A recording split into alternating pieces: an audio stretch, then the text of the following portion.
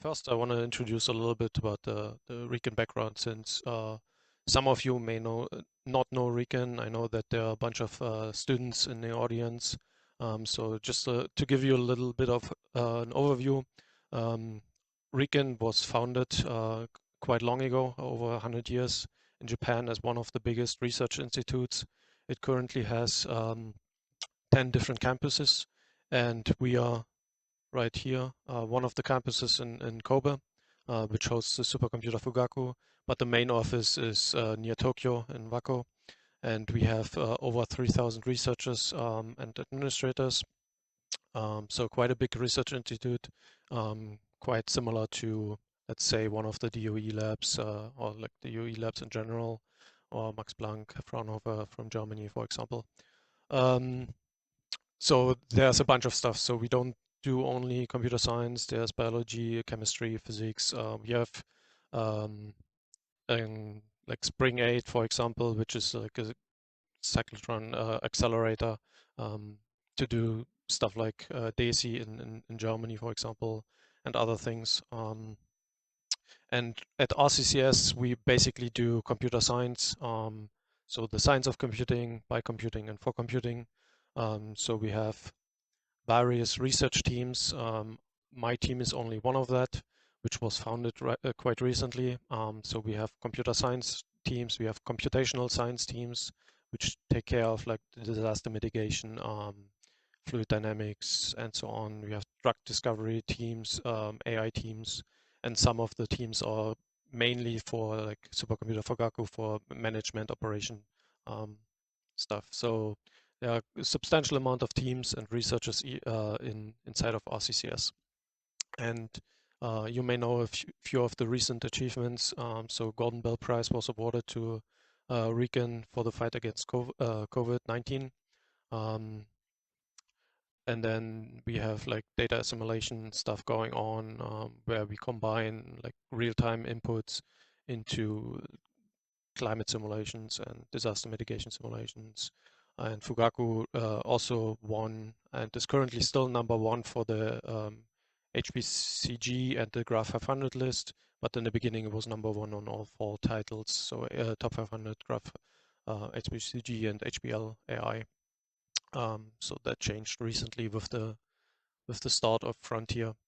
Okay, so let's look at the outline. So after going a little bit over the our center, let's look at the outline for the large cache study we have done recently. The motivation why we want to look at this. Then I will introduce our hypothetical LARC processor, and then go a little bit over the different evaluation strategies we have developed, and we are trying to basically see what it would bring if we would increase the amount of cache, and maybe the latency, reduce the latency as well, and then a little bit of an outlook. So why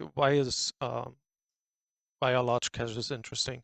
Basically, at the moment, we are a little bit at the end of a Moore era, and so there are different potential paths we can go. We can go quantum, neuromorphic. People are looking into reconfigurable computing like CGIs, FPGAs. Yeah, different pathways how we can combat the lack of transistor shrinking in the future. I mean, like we still have a little bit of room ahead, but it will probably stop eventually. So, and then people started looking into 3D integrated circuits, which can help with von Neumann architectures, so that we can at least leverage our current architectures a little bit further before we have to make the switch potentially into quantum or into other optical computing realms. So 3D integrated circuits is a hot topic at the moment. And we have seen, for example, the first iterations of that with the 3D V-cache from AMD. And so with that, we decided that maybe a viable option for a CPU in the late 2020s, early 2030s, before we have like viable quantum computers. But the question is like how aggressive can we stack? There are different like opinions on that and different research, and we collaborated with one researcher from India in specific, who is doing a lot of like cache design and 3D stacking, and he helped us with the study. But before that, we basically took a look at the 3D stack of the Milan X and Milan chips, and the opportunity you get from using large caches becomes quite apparent from this study. So we took a bunch of applications similar to how AMD advertised the chip, and we ran just the applications normally, and we only got like a mild speed up from the 3 times bigger cache. So Milan X has almost 800 megabytes of cache, while the Milan chip has like 256. And you see that you get like 20% roughly speed up for like mini FE. For a few, it's a little bit better. For others, it's a little bit lower. But then if you actually look into detail of the performance of the different sizes of mini FE input sizes for this cube, then you have sweet spots where you can get up to 3 times higher performance. So there's a speed up of 3.3, 3.4 roughly. So if you can size your problem appropriately for the cache size you are targeting for this Milan chip, for example, then you can outperform another chip with less cache substantially, and not just like by 20 or 25% as AMD claimed, and as you would normally expect if you just run the application. So if you can scale the problem appropriately, and if you can add enough compute, then you can gain a lot of speed up. So we project like 25x or 24x speed up, for example, if we would target a CPU by like 2028, for example. But it assumes that you can scale your problem, obviously, and that you can strong scale, especially because you have to like shrink the problem size potentially to this cache size, or you increase the cache size. So we are basically trying to increase the cache to make that happen. So as I said, based on previous research, we already know that the majority of HPC is double precision floating point based and bandwidth bound. We have researched that, we have published that in IPDBS, and recently another paper we have published also determined that most of the metrics engine will not really help with HPC codes, which is a little bit of a bummer. NVIDIA would like you to buy more graphics cards, but eventually, unless you're training deep learning models all day long for the rest of the HPC code, it doesn't matter that much. It may change if people try to employ more AI models into HPC, but at least from what we have learned from that study, we don't see much benefit. So what can you do with the silicon if you can't really spend it on compute, and if you can't really spend it on metrics engine? Then maybe we have to like see if we can allocate it for something else like stacked SRAM. So the research question was, how many layers of stacked SRAM can we comfortably expect in like 6 to 8 years from now? And especially the important stuff for us is from the co-design aspect is what would be the performance gain from it? Do we get like 20%? Do we get like 5x?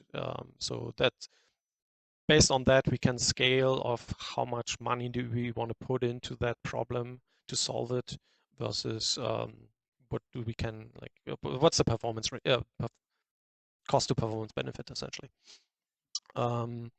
And overall, we are still exploring, early exploring for the next system, which comes after Fugaku, what the right CPU architecture or GPU architecture would look like. So those are the questions we went into this study. And So to give you a little bit of background how we ended up with our LARC CPU, I first have to introduce you to A64X. Because this is essentially the basis where we started, since we have A64X as the main CPU for the supercomputer Fugaku. So A64FX in the core design is a 7nm technology, uses ARM with scalable vector extensions, only 512-bit, not the full 2000-bit, but substantial vector extensions. Small L1 cache, like 70 gigaflops, double precision floating point units, but also supports single precision and half precision. No other formats are supported at the moment in hardware, only in software. You can do other stuff if you like to. And then the cores are essentially assembled into a CMG, core memory group it's called, and this one has like a 8 megabyte L2 cache. And is attached to an 8 gigabyte HBM2 module, and has one CMG has roughly like 50 square millimeters floor plan, as you can see. So they are like one of this chunk is basically a CMG with a little bit of I/O attached, like the tofu interconnect and so on. And so you have a total for the CPU for the entire A64FX chip. You have 52 cores, 12 cores per CMG, so 48 cores are user accessible. The rest is for the OS allocated to do like noise reduction from like OS background tasks. We have 4 modules of HBM for like roughly 1 terabyte per second stream bandwidth. And the entire chip runs at like 120 watts. And nowadays, due to the power crunch, we scaled it down a little bit. And I believe Professor Matsuoka was recently saying that we are down to about 90 watts for the entire CPU with the interconnect and everything attached to it. And the entire chip is like 400 square millimeters large. So rough sketch of the A64X with the CMGs, ring bus in between, and the NICs for the outside world. You can see here on the bottom. So we use that chip and basically project that chip into the future based on IRDS roadmaps, for example. And we assume that by 2028, that was our rough target time frame, we will be down from like 7 nanometers to like 1.5 nanometers. So based on this scaling, we have like three generations in between, so 5 and 3 would be in between, and every generation gives you roughly 2x reduction in footprint. So we assume we have like an 8x reduction in footprint overall, which would mean that for a CMG we get down to 6 square millimeters of silicon area. And then we furthermore replace the L2 cache and the memory controller with 3 cores. So we get from 12 cores to 16 cores for the compute area, because we don't need the L2 inside of the floor plan. So we basically stack on top afterwards. And then we also double the core count and then end up with roughly 1 CMG at 32 cores and 12 square millimeters. So that's the base die we have envisioned at the moment for the LARC chip for 1 CMG. And then basically we stack the L2 SRAM layers on top of it in slices. And we basically, with our memory expert, we came up with that we can comfortably stack up to like 8 SRAM dies on top of the chip based on just technology, thermals and other stuff I will go into later, but based on basically what we can do comfortably, we assume by the time we can stack 8 layers, so we went with that. And with 8 layers, if you then make the calculations of capacity and bandwidth, which is a function of the amount of channels you can get, the per channel capacity, the width you can transfer via the channels, and the amount of stacked dice and the operation frequency, we assume that we can get to a capacity for a CMG of 384 megabytes. And this would run at 1 gigahertz frequency and provides 1 terabyte, 1.5 terabyte per second of bandwidth for this SRAM L2 cache. Everything is connected via through silicon or through chip interfaces, similar to through silicon vias. And then based on the area, so we have for the CMG, as I said, 32 cores, almost 400 megabytes, and we keep at the moment, just for the sake of argument, we keep the connection to the HBM2. Theoretically, by the time we would have HBM3 or 4, but just to isolate the performance gains from the SRAM, from the stacked SRAM, we just went with HBM2 at the moment. So, and with that, all in summary, to a hypothetical, scale it up to a hypothetical LARC chip, which has the same die size as an A64X, we would get 512 cores, 6 gigabyte of stacked L2 at a bandwidth of almost 25 terabytes a second. So the bandwidth of the HBM2 is still the same. If you connect 16 chips, basically, and the entire chip has 36 teraflop in double precision. So you can see it here, how we basically shrink the entire chip, the A64X chip, from that down, and then basically stack the L2 on top of it. Okay, so the question now is, after we designed this hypothetical chip, so it's really just a rough sketch. It's not like a full CPU design. We don't expect to fab this really in and have it in production. It's just like a straw man for us to see how the large cache would actually benefit our HPC applications. So the question now is like, can we look at which type of applications can we look? Do we have to focus on only benchmarks, small benchmarks, or can we go full-blown applications? So that's one of the questions we had. And then which type of simulators can we use? Is there something where we can get a first-order approximation which is easily doable? Or do we have to resort to like highly detailed simulations? And in the end, we actually settled on trying to do something very quick, first order approximation. We have designed a novel approximation approach for that. And we also, at the same time, went with some highly detailed Gem5 based simulations, just to have a backup and to have like a better accuracy, but it comes with a cost. So I will go into the cost of the Gem5 simulations later. In terms of applications, I don't want to go into much detail about this, but we have a large set of application which is mainly derived from the proxy apps, from the ECP proxy apps. So you have a bunch of applications, different domains. Then we also have from the RIKEN apps, so that's PostK, basically Fugaku, proxy apps. We have a bunch of that. There are some tab kernels, which are essentially scaled down versions of the other ones, where we have about 23 applications or proxies. And then we also went with spec, CPU, spec, OpenMP. Some of you might be familiar with those. Polybench in different scales. And then the typical HPC benchmarks like HPL, HPCG, and so on, NASPAL benchmarks, for example. So it's just a list.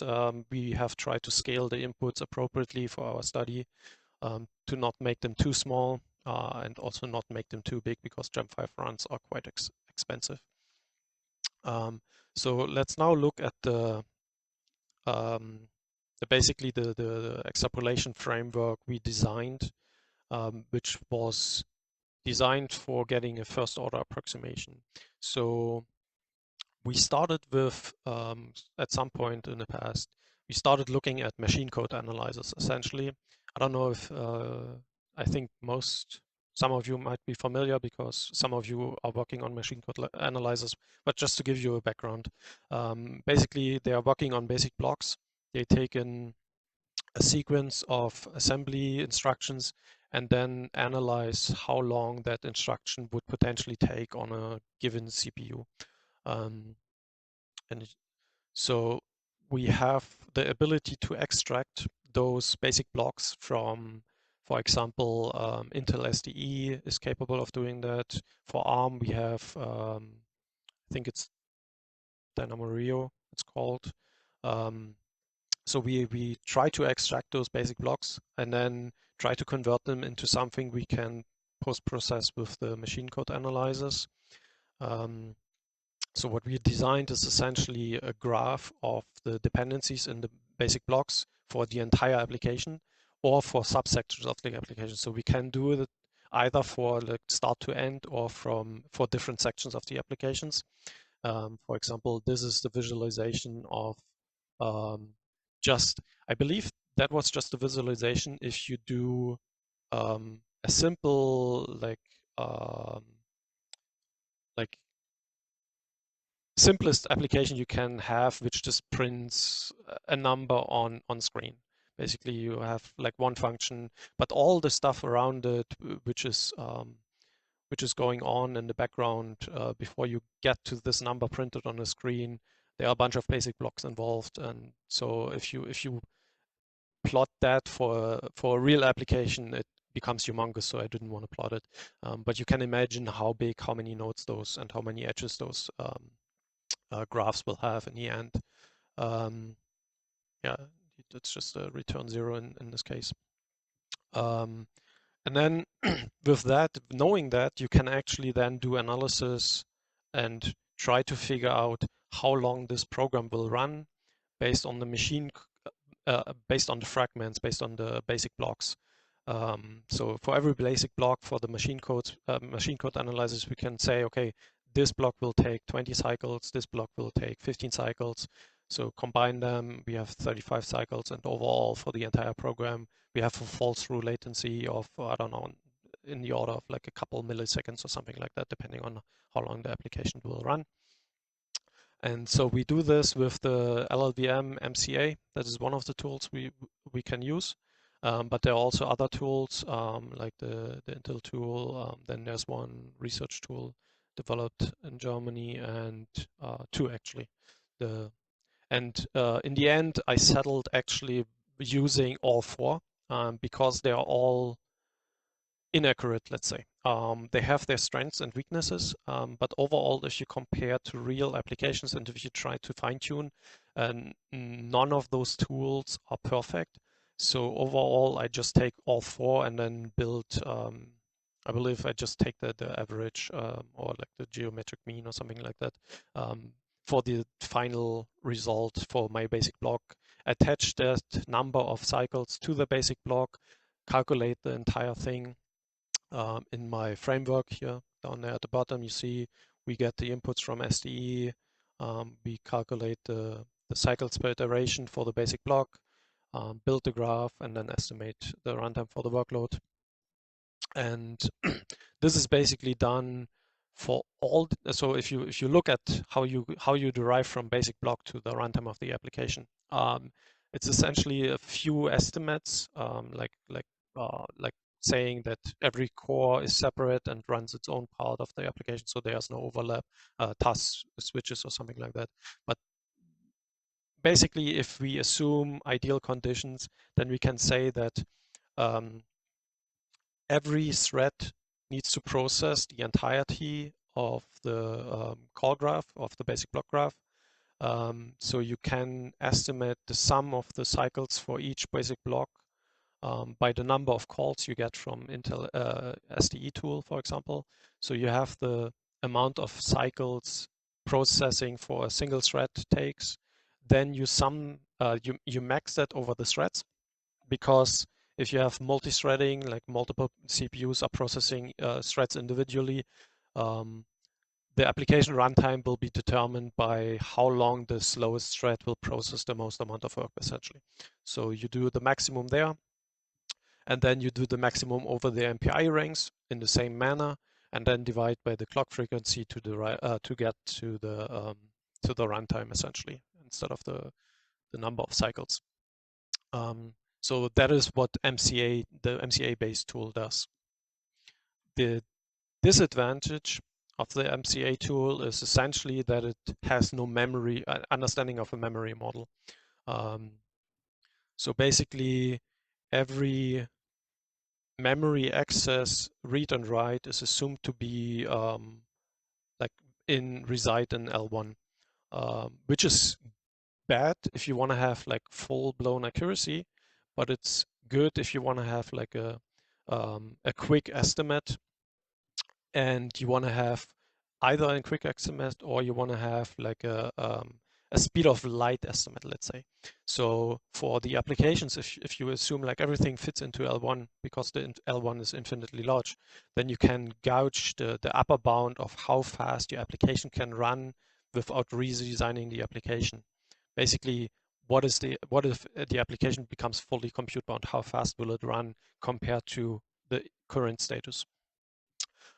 So in terms of accuracy, as I mentioned, we did a few experiments with like Polybench to see relative speedups compared to real hardware. So we used the mini input, which is like roughly 16 kilobytes according to the documentation of the Polybench benchmark suite.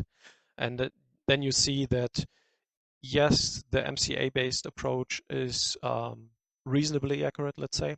It's not within percent, but it's at least within like 2x, 3x difference for the most part for most of the applications.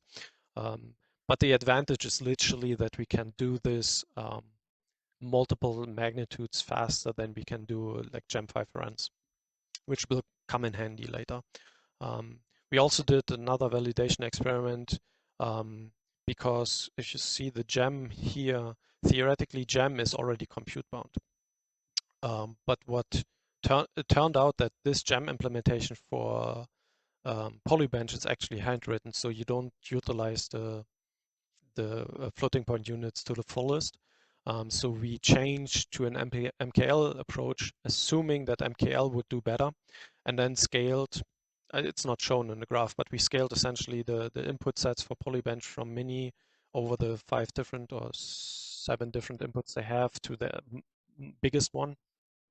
And what we get for, in terms of accuracy with the MCA approach versus real hardware, was we were 6x off, and then we got progressively better until we actually hit like 1%. So for the largest input set, where this gem with MKL implemented actually is really compute bound, the MCA approach is only 1% off, which gives us hope that we can comfortably estimate how applications which are compute bound would behave if the memory, the L1, is infinitely large as our upper bound. So the MCA approach seems to be good. So we went ahead with the MCA approach, and we have our Broadwell system, which is in terms of core count quite similar to the A64FX. So 48 core dual, we had the dual socket configuration. And then we basically tested all our applications. We tried to find the fastest time to solution running on the real chip, and then ran the same applications through SDE to collect our basic blocks and the dependency graph and everything, and then basically did this within a few days. That was literally running on one system, one node, one after the other benchmarks within I would say less than a week. So what we ended up with in terms of result is that for example, Polybench, so the first part here, so we see a geometric mean speed up potential of like 3x almost. The highest potential was 8x for one of the LU decomposition kernels. The tab kernels, so RIKEN, scaled down versions of the proxy apps, we see in the largest speed up of speed up potential from an infinitely large L1 of like 20x. And similarly, a geometric mean speed up across all of them, like 3x. There was only a few outliers. And then NASPEL benchmark, similar situation. We have like 13x speed up for the CG, the gradient benchmark, similar to HPCG essentially. Top 500 HPL, we don't see again, which was expected. HPL, I believe, there it is. So it's roughly on the line of like no speed up, so the speed up is 1. But surprisingly, what we see is the DL proxy. So DL proxy for us is something similar to ResNet 50 convolutional kernel, which does tall, skinny matrix multiplications. And what we see with that is essentially that there is room for improvement for this type of matrix multiplication because it cannot fully utilize the computational performance based on how the matrices are shaped, since they are not squared and large. They are basically like 256 times 16, for example. So rather small matrices and ill-shaped matrices. Yeah, for ECP fiber, we see similar situations up to like 7 point something x speed up in the different benchmarks. Overall, 3.5x, except for Lagos. Lagos is weird. If you look at the roofline curve, we have some roofline curves in the previous paper, then all the applications we are basically looking at are hugging the roofline curve, either on the slope or on the top, except Lagos. Lagos is very much in the middle. It's a weird benchmark. So I assume there's something odd going on, and this is the reason why we see like a weird behavior in the MCA approach as well. But nevertheless, we see overall across the board, we see substantial gains or potential, like the potential for gaining speed up with a large cache. Yeah, and just to note, what we also expected to see was for the applications, the theoretical gain in speed from a large cache, that it would somehow correlate to the application's position on the roofline curve. So let's say if you have an application on the top of the roofline curve and you increase the cache size, obviously it's compute bound, so you wouldn't really expect anything. But for applications very low on the roofline, for example, AMG, I would have expected a big bump from large cache, but actually there is no really strong correlation. So we didn't see the big bump in AMG, for example. I mean, like there's some like 3.5, 4x, but it's not substantial. It's not what we expected based on like the position of the roofline curve. So that was something interesting we found as well. So that was basically trying to like see what's the upper bound, but now we also wanted to then, based on knowing the upper bound, see what's the more realistic value we get.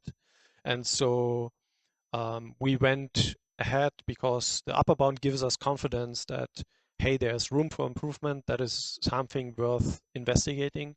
And now we have actually the reason to spend a lot of like time on doing detailed analysis with Gem5. For those of you who don't know, Gem5 is an open source simulator which supports different architectures among ARM. We use it for ARM. Has different memory models depending on your fidelity you need, and can do system emulation mode and full-blown full system mode, where you can boot a full OS, Linux OS, and then run the application inside. But we use the system emulation mode where we don't have to boot the Linux because it would take even more time.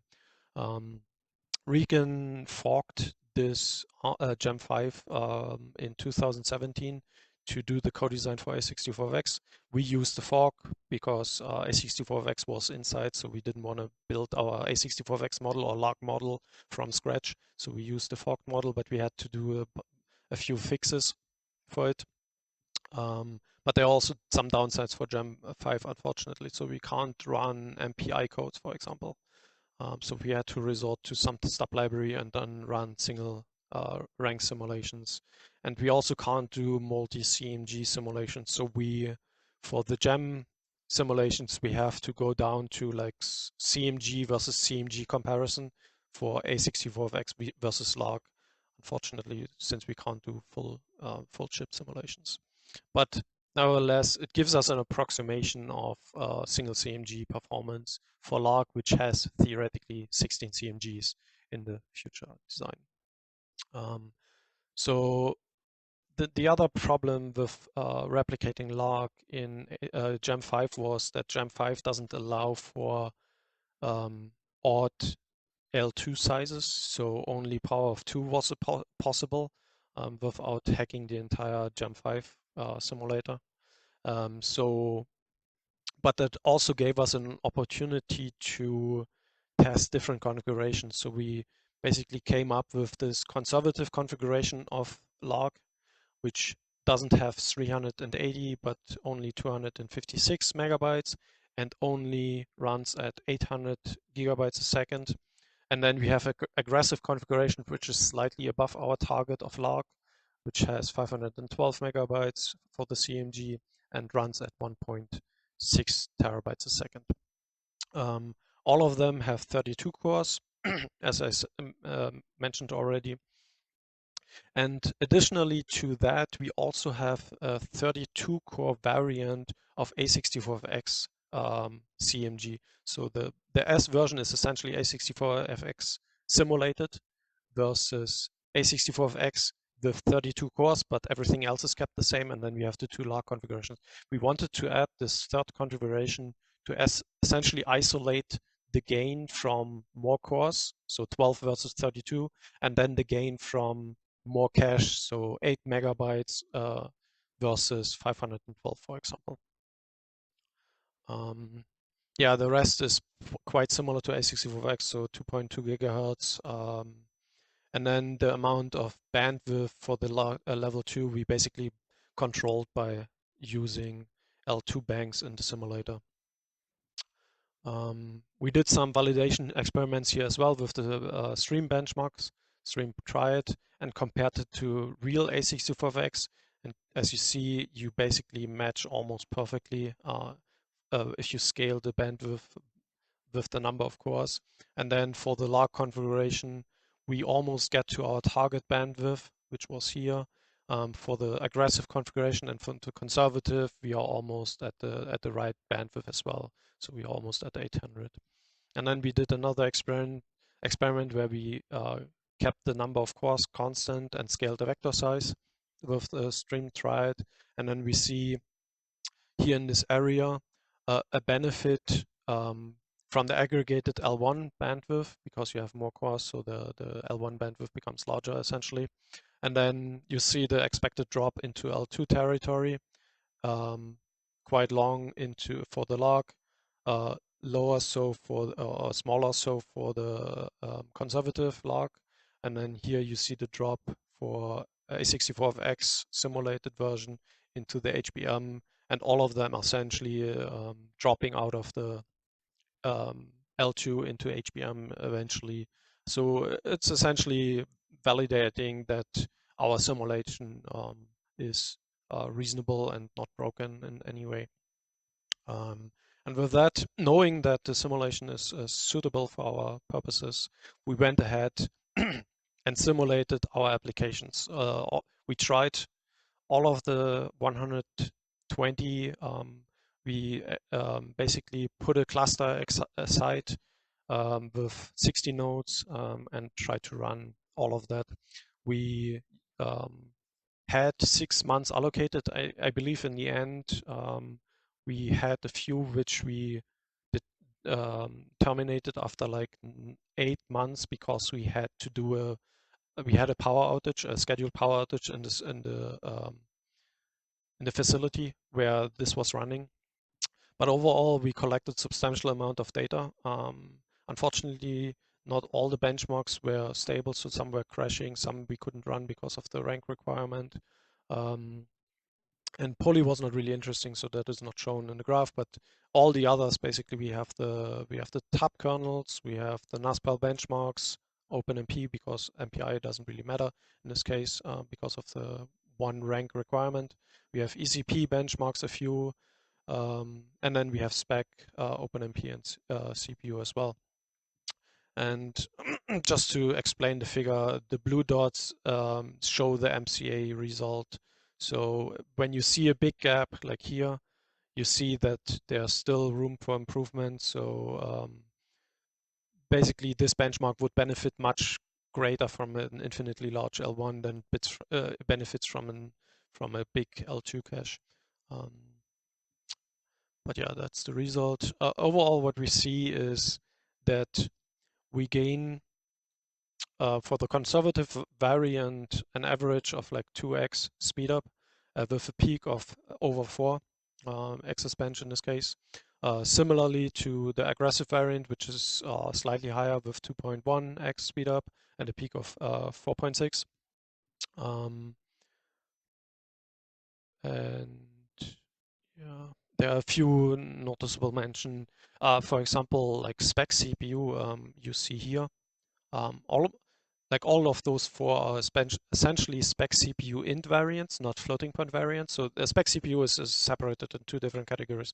There's integer heavy and floating point heavy. And the integer heavy, not a single one except XZ may benefit like slightly, but overall most of them don't really benefit at all from a larger cache, which is surprising. But the rest, the floating point heavy and the OpenMP ones, benefit quite substantially from a larger cache. So we then also looked at based on our result, we basically collected a lot of data with the GEM statistics, GEM5 statistics, and we looked at the cache miss, hit and miss rate, and wanted to see if that basically correlates kind of to the speed up we expected. And there's a good correlation or a good consistency that the reduction in cache miss rate essentially yields performance gains. For example, the MG OpenMP NASPAL benchmark. You see you have like 60% miss rate with the 12-core variant. When you go to 32-core variant, the cache miss rate increases due to the cache pressure because you have more cores doing more work simultaneously on the 8 megabyte L2 cache. You see an increase here. And then if you go to larger cache, then the miss rate basically drops, almost goes to 0. And you can see that essentially in the speed up gains. So you get like a little bit bump of speed up from the 32 cores, despite the increase of cache miss rate. And then you get substantial gains from the medium size cache and from the large size cache as well. So there are some correlation between cache hit miss ratio and the performance gains we see. But what we also saw, there are some weird outliers like bubble stream, which compiled with Fujitsu compilers performs quite poorly. I don't know if that's a reason, if that's due to Fujitsu compiler or the how bubble stream itself is written, but we don't see that it goes to the maximum performance of the HBM or even of the L2 if you keep it within L2 size. So sometimes it might be a misleading baseline if you don't see speed up. But overall, if you don't see speed up, then most of the time the application will be compute bound as expected. Or if you see like modest increase only, then it's usually like compute bound and memory bound in other regions. Or if you see like an increase in the 32 core variant already, which is unexpected, then those applications, for example, the CG, may be highly latency bound instead of just like bandwidth bound. So those are interesting results as well. So the outlook, basically what we have learned from this whole exercise is that we get, for most applications, substantial speed up over the baseline. So over 30 applications gained more than 2x speedup. For many of them, more than 2/3, this speedup gain was not attributed alone to the larger amount of cores, but specifically to the larger amount of cache. So if you see more than 10% gain from LARC over A64X 32 core variant, then we attribute this to the larger cache. So that happened for 24 of those 31, sorry. And so this LARC chip would give us theoretically a radical shift in CPU design, as you see here. We gain substantial amount of total chip L2 size, almost 10x over like the usual trend line. Per core, we even see there an increase over the overall trend line, except for Milan X. Milan X is kind of an outlier with its almost 1 gigabyte, or like 700 and something megabyte cache, and small core amount. So we have 512 cores and that is an 8 gigabyte variant essentially, versus I believe it's 64 and 700 and something. Yeah. If you would assume, so taking this result with LARC, which is essentially results for one CMG, if you would then assume you have applications which can weak scale over the entire chip over all 16 CMGs, and you do essentially like a similar area, then you would get a speed up of like 10x over an A64X CMG, essentially, or an A64X chip. So you have like an advantage of like 4x there, and so you scale everything up by like 4x. So at ISO area, we would gain roughly 10x from the future chip for the benchmarks on a geometric mean. So there are some which perform better, some which perform worse, but overall for the bandwidth susceptible applications, we expect roughly 10x. And you can further have advantages by doing application restructuring to target those large caches. There was work in SC21. I encourage you to read this because they were getting some really substantial speed up for targeting larger caches. Unfortunately, they also saw the lack of cache in A64X as a problem, so they couldn't get substantial speed up in A64X compared to what they got in like Milan chips, for example. So I encourage you to read that work as well, which is not from our group, but from another group. In terms of power, so I mentioned stacking SRAM and increasing core count will increase the power budget quite a bit. So we analyzed the power as well, and we end up with a rough estimate of 550 watts per LARC full CPU, not the CMG, but the full CPU. This is based on scaling A64X power at like, we assume like the peak power draw is like 122. We scale it then down to per core and per memory interface, assume for the LARC chip at 7 nanometer a certain amount of power, and with the IRDS roadmap we can get that power down to about 27 watts in 1.5 nanometers. And then if you multiply that by 16, if you have 16 CMGs for LARC, we would end up at 440 watts for the compute alone. And then we did the same exercise for the L2 SRAM, and we scaled that. Knowing the SRAM consumption for 4 megabytes, we scaled that down to 1.5 nanometer in our size, and add up with like 6 watts for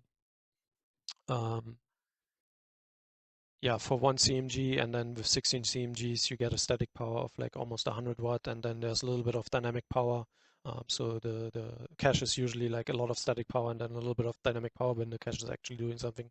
So overall, we get about like 550 watts, which is substantial, but there's still room for improvement. We really had conservative estimates for that.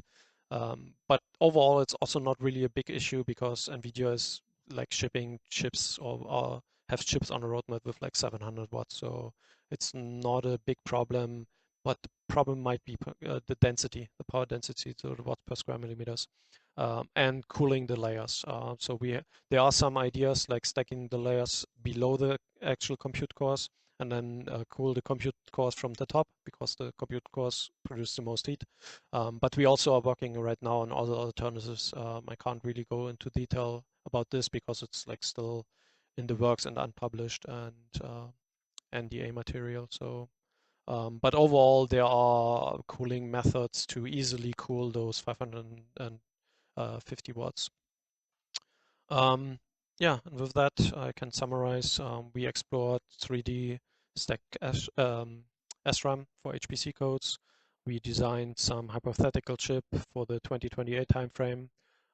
Developed an MCA-based performance prediction, which is orders of magnitude faster compared to existing method like Gem5.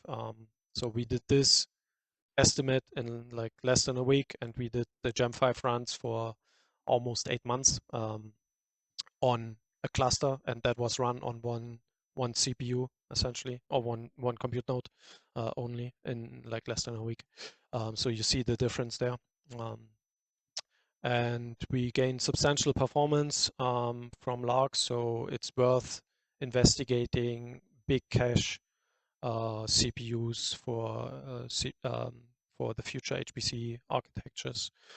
We have open sourced the framework, so you can download that. And we also open sourced our results because the Gem5 outputs are having much more data than we can actually like analyze alone. So there's a substantial amount, I believe, multiple gigabytes of data, which people may be interested in looking at for doing other analysis besides just cache miss, hit ratios, and stuff like that. So I just want to do like a little plug for the research team. So if you're interested in joining RIKEN, we have a nice building, a nice center, big supercomputer. That's me actually in front of Fugaku, the K computer, but now we have Fugaku. So I haven't been in the server room due to COVID, unfortunately. But if you want to join our team, right now we have 2 members. But if you want to join our team, there's a call for hiring. But we also have other options for internships if you're interested in doing an internship with us, or if you just want to do run codes on Fugaku, then you can apply for machine time as well, or just take a virtual tour of Fugaku if you're interested. Just with those 3D models in YouTube, you can just walk through the data center. It's quite neat. With that, I'm giving back and I'm open for questions. All right, thanks a lot, Jens, for this very interesting talk. I was happy to see Osaka on the slides, which is will appear in Ireland. So it surely developed. It deserves a lot of more development to become an actual production level tool. But all the others have their blind spots as well. So yeah. I mean, like I was quite happy, and I must actually say that I had worked with Jan substantially of like help. I mean, like he helped me with integrating the tool, but he also fixed a few bugs I came across within a few days. So there was some collaboration going on. He helped me, and it was really good. And I'm really much appreciate the help I got from your side. But as you said, like it's not perfect. And I went with 4 tools because none of them were perfect. So, but yeah. All right. Are there any questions from the audience? Please just speak up, unmute your microphone. Okay, thanks a lot for the nice talk. So I was wondering because I think you kept your main memory bandwidth constant, right? So it's 1 terabyte itself. It's in this case, because we are simulating one CMG, it's actually 256 gigabytes a second because it's only one HBM module attached. The only change we did is we increased the size artificially from 8 gigabytes, which is the usual case in A64X, to 32 gigabytes to fit all our applications. But if you, for example, when the LARC, when it comes out in 2028, your bandwidth would also increase, right? Yes, correct. But that would mean this entire speed up would also decrease, because the main benefit that you're getting in most cases is from avoiding the main memory traffic. So if your main memory bandwidth increases, the ratio between the cache bandwidth and the memory bandwidth would decrease. Right? Yes, I know what you mean. Two comments on that. So we wanted to first of all, as I said, we wanted to isolate the cache versus the benefit from the HBM. We can certainly do those type of studies if we find better, faster simulators, as well as with increasing the bandwidth in the HBM, which we will certainly do. But what we also learned from Furaku is that HBM is quite expensive. And we are exploring right now if we either need the latest, greatest HBM, or if we can do like generation earlier, or if we can even go away or like get away with bigger size but smaller speed DRAM, like potentially DDR6 at the time frame or something like that.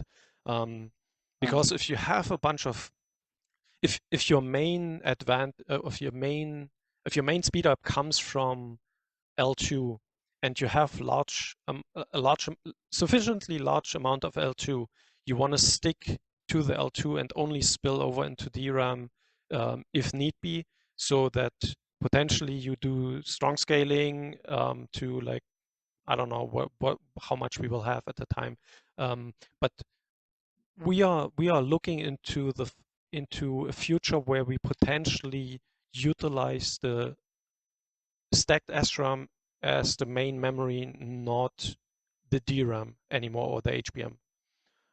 So yes, I acknowledge that you're right. Theoretically, the ratios will shift and the performance increase may not be as we simulated, but we are actually looking into gaining performance from changing where we compute. Okay, thanks. Oh, that means like algorithms that also take advantage of cache blocking techniques and also will also have potential benefits, right? Because it's not just when you strong scale, but also the algorithms that have cache benefits. Yes, right? yes. I mean, like, algorithms probably need to adapt. Either if you, right. I mean, like, for two reasons. If you strong scale, algorithms need to adapt because they have to do latency hiding, and also if you you will have to adapt because how you think about cache or where your main memory resides. If you change this mental model, you may change how you program applications. Yeah, thanks a lot. Thank you. Yeah, just more a remark. In the beginning, you said that HPC is mostly bandwidth limited, and I wouldn't support that because, I mean, I also don't have the complete overview, so I don't know the workloads of all HPC centers. But at least at our center, molecular dynamics and computer chemistry is very widely used, and they make very good use of GPUs. So not only AI can make good use of GPUs, and there you showed a lot of different benchmarks. And I mean, not surprising, the bandwidth limited benchmarks benefit a lot more of your improvement than throughput limited benchmarks. And what would be interesting is for a present day, of course, it's speculation, but a present day workload when you weight the benchmarks, because I mean, you can show one molecular dynamics result and 20 bandwidth limited, but if 90% of your users use the molecular dynamics simulations, then the others don't matter. Yeah. Yep. And so to weight the results with actual usage of current systems, that would be interesting. Yes, to some feedback regarding that. So here's the roofline curve for those benchmarks for the ECP and fiber proxy apps. As you see, the majority is hugging the slope. So the majority is bandwidth bound. There are a few outliers, modulus, MD code, there's FFVC, I forgot what they do, NTCam. So there are a few outliers, but the majority is essentially bandwidth bound. And this will likely not change in the future. Maybe become even worse. And the second I wanted to say regarding the breakdown, we have done this type of breakdown for the metrics engine work we submitted published at IPDBS 21, where we actually took applications and categorized them based on how much workload they, how much cycles they consume on a given data center like the K Computer and Argonne National Lab. And so we have done that. We can do that as well with the data we collected. The problem with our data is that, where was that? Basically, we are quite sparse in how much of those data points we have from ECP and fiber, because only a handful actually finished with the Gem 5 runs because of issues with Gem 5. And we can't really categorize spec CPU, spec OpenMP, but eventually it would be an interesting, I totally agree that it would be an interesting study to actually match that into the compute chunks, how much cycles are spent on different topics in the data center. I mean, just as a follow-up, I mean, what I think could be very interesting of such an architecture, that algorithms that were algorithmically superior but ran very ineffectively on current systems, which are tuned now for decades on regular memory access, that could be interesting, that those algorithms now get a second chance, so to say. Because, I mean, most HPC codes are so tuned to use current systems, and they are all kind of only working well if you have a regular well-predicted memory access. Yep. True. Yeah. We are looking, we do I have that? No, unfortunately, I don't have a slide for that, but we are looking into designing alternative benchmark sets which would expose the capability of alternative hardware and the need for redesigning the algorithms. So we have this concept called octopodes, which are better than supposedly. I'm like we don't have them yet, but it's a concept essentially we envision. But they are on top, basically in terms of complexity, on top of the Berkeley dwarfs, but changeable in a way that you can alter the algorithm underneath, and you can alter the target, and you can do a lot of things instead of just like having like one input and one algorithm and just benchmark that. So this type of octopode design would give you the advantage to explore those type of algorithms, which may match much better to this type of large cache architecture or a quantum computer or something like that.